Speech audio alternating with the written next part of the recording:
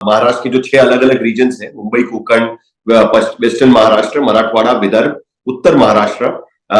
इस तरीके से उन्होंने उसका अलग अलग ये भी किया हुआ है। तो उसमें अगर नजर डालें तो साफ नजर आता है कि ये जो 10% का गैप है, उसका सबसे बड़ा कारण ये पश्चिम महाराष्ट्र है, जो एनसीपी यानी शरद पवार या पवार वर्सेस पवार बैटल के लिए लोग देख रहे हैं उसे, और उनका एक तरीके से गढ़ हम लोग कह सकते हैं कि माना जाता है। और बीजेपी के तमाम कोशिशों के बावजूद शरद पवार की राजनीति महाराष्ट्र में जो बनी रही, उसका सबसे बड़ा कारण ये इस रीजन में शरद पवार के नाम का दबदबा है, उनके अपने वोट है, और वो उन्होंने अपनी पार्टी को यहां पर टिकाए रखा। इसके लिए वो उन्हें पूरी तरीके से उनकी राजनीति खत्म नहीं कर पाए।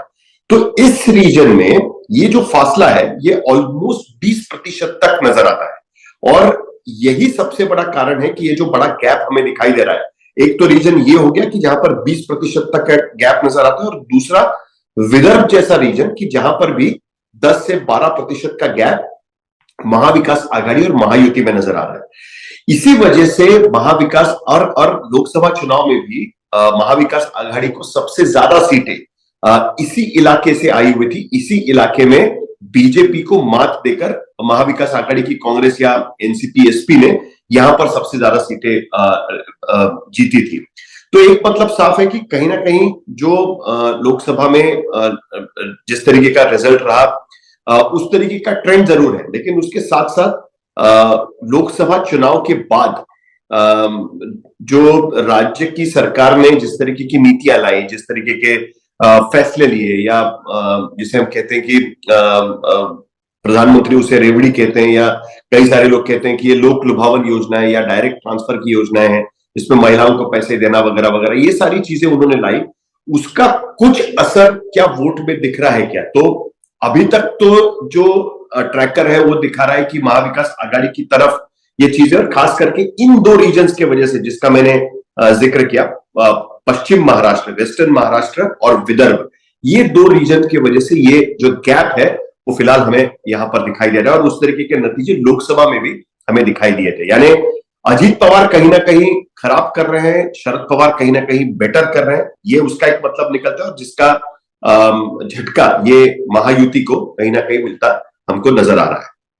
नहीं तो साहिल, जो कि आपने रीजन वाइज बात की, तो सिर्फ वेस्टर्न महाराष्ट्र में तो 20% का लगभग लीड है एमवीए के पास में, लेकिन जो दो और बड़े क्षेत्र है मराठवाड़ा और विदर्भ, वहां भी 10-10% का लीड है। तो अगर आप मराठवाड़ा, विदर्भ और वेस्ट महाराष्ट्र को जोड़ लेंगे तो लगभग 180 सीटें मेरे ख्याल से इन तीनों क्षेत्रों से आती है। तो ये तीन जो बड़े रीजन हैं, यहाँ 10% का लीड तो बहुत बड़ा लीड है अगर आप देखने जाएंगे, क्योंकि जो महायुति है या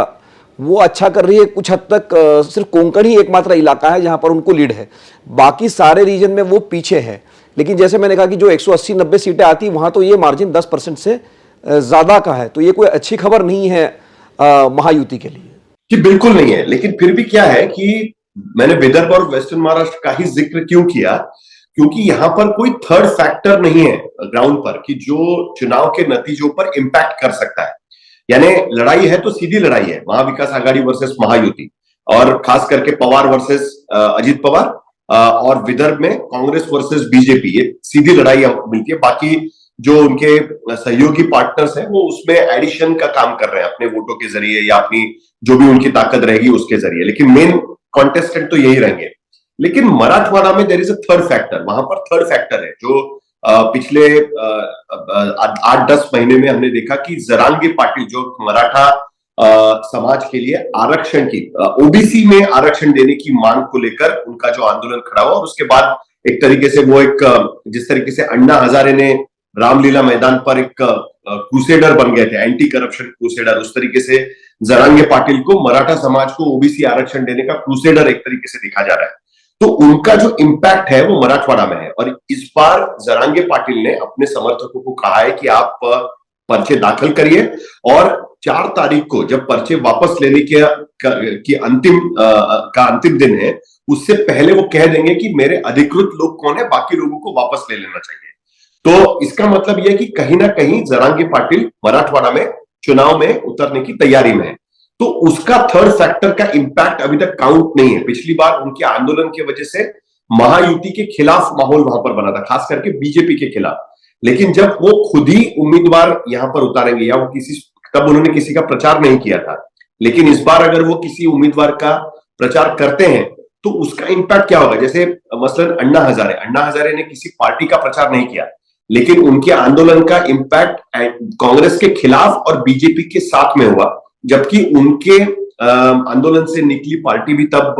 चुनाव मैदान में थी, लेकिन वो कुछ खास बदलाव नहीं कर पाई चुनाव के नतीजों में। सिर्फ इतना कर पाई कि जो खिलाफ जिसके माहौल हुआ था उसका डिफीट उस पर जरूर हुआ था। उसी तरीके से जरांगे पाटिल बीजेपी के खिलाफ, फडणवीस के खिलाफ बात कर रहे हैं, लेकिन खुद के उम्मीदवार उतरने के बाद क्या वो इस तरीके का इंपैक्ट ला पाएंगे कि उनके उम्मीदवार जीते, या उनके उम्मीदवार इतने वोट ले कि महाविकास आघाड़ी की तरफ जाने वाला वोट रुक जाए। ये सिर्फ देखना मेरे ख्याल से जरूरी होगा। इसके लिए मैंने मराठवाड़ा का जिक्र नहीं किया।